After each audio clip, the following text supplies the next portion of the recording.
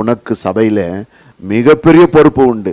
உனக்கு குடும்பம் உண்டு, உனக்கு வேலை உண்டு, உனக்கு உழைப்பு உண்டு, உனக்கு தேவைகள் உண்டு, உனக்கு பசி உண்டு, உனக்கு இன்பம் உண்டு, உனக்கு ஆசைகள் உண்டு, மனைவி உண்டு, குடும்பம் உண்டு.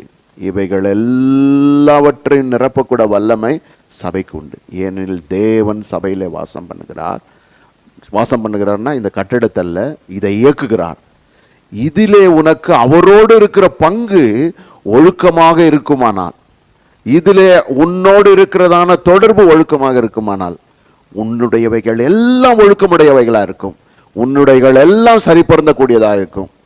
நன்றாக யோசித்துப்பார். அவர் இயக்கிற ஒன்றோடு நீ இயங்கினால், அவர் இயக்கிறதான சபையோடு நீயும் இயங்கினால், அவரோடு சேர்ந்தே நீ இயக்கப்படுகிறாய். அவர் இயக்கும் போது நீ இயக்கப்படாவிட்டால் அவர் இயக்குவார், நீ இயங்காததுனால உன்னுடையவைகள் சார்ந்தவைகள் எல்லாம் பாதிக்கும், உன்னுடைய சார்ந்தவைகள் எல்லாம் இழக்கப்படும்.